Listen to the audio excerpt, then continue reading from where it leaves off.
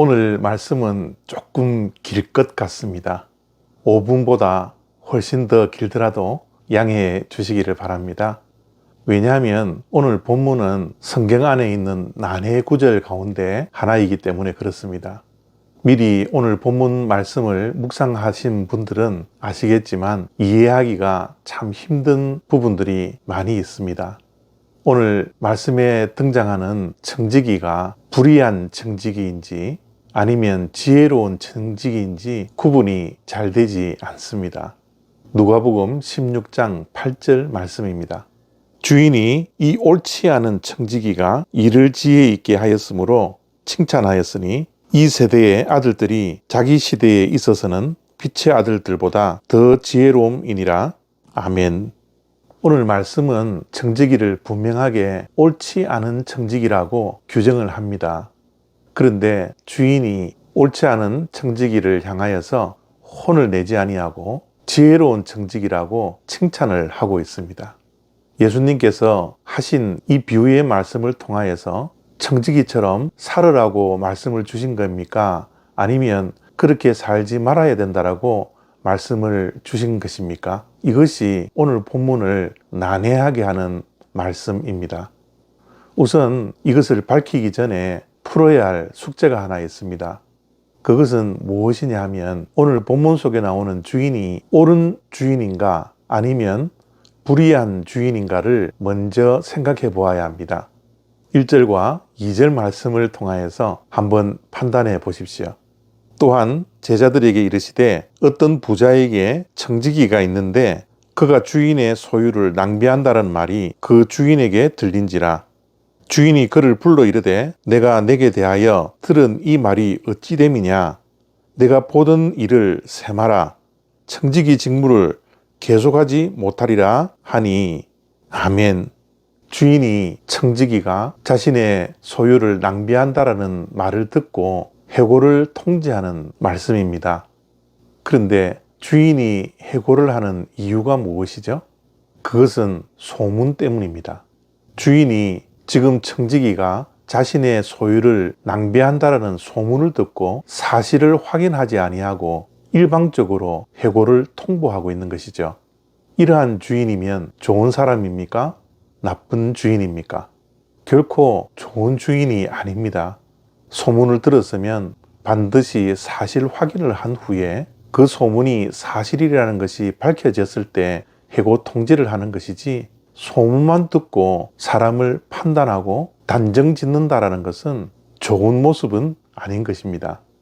이렇게 해고 통지를 받고 나서 청지기가 어떻게 생각을 했는지 3절을 또 보겠습니다. 청지기가 속으로 이르되 주인이 내 직분을 빼앗으니 내가 무엇을 할까? 땅을 파자니 힘이 없고 빌어먹자니 부끄럽구나. 아멘. 해고 통지를 받은 청지기가 나이가 많았던 것 같습니다.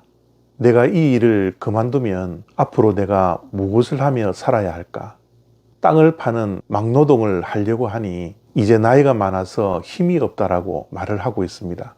또한 그의 걱정은 누군가에게 빌어먹자니 내가 너무 부끄러워서 그 일도 하지 못하겠다라고 말을 하고 있죠. 여기서 우리가 생각해야 할 것이 있습니다. 만약 이 청지기가 옳지 않은 청지기였다면 해고를 당한 후에 그가 어떻게 빌어먹을 것을 걱정하고 있겠습니까?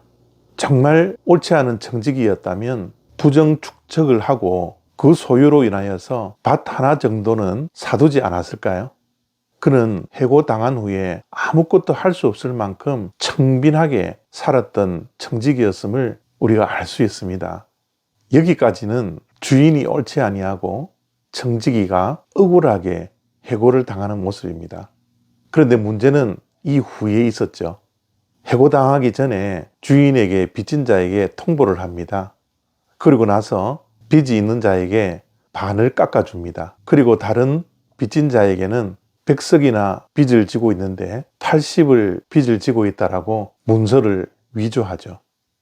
횡령합니다.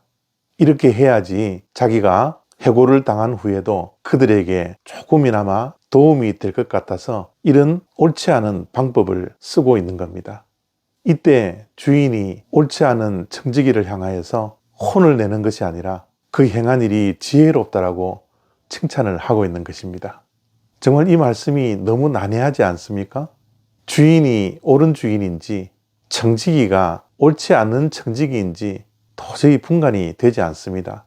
분명한 것은 주인은 청지기를 향하여 옳지 않은 청지기라고 말을 하고 있는 겁니다. 그렇습니다. 그 전에 있었던 일은 억울한 면이 좀 있지만 해고를 통보받고 나서 청지기가 한 일은 정말 옳지 않습니다. 그런데 왜 주인이 그 청지기를 향하여서 지혜롭다고 칭찬할까요? 오늘 말씀 속에서 우리가 꼭 기억해야 할 것은 청지기가 주인 몰래 빚을 진 사람들을 불러 문서를 위조하고 횡령한 일에 대해서는 분명히 나쁘다라는 것을 누구나가 판단할 수 있을 겁니다. 그런데 주인이 지혜롭다고 칭찬한 것은 그렇게 한 것을 칭찬한 것이 아니라 청지기가 그런 상황 속에서 미래를 준비했다라는 것을 칭찬하고 있는 겁니다. 사실 해고를 통지를 받았을 때 얼마나 억울했겠습니까? 주인이 얼마나 야속했겠습니까? 소문만 듣고 사실 확인을 하지 않고 해고를 통보하는 그 주인이 얼마나 미웠겠습니까?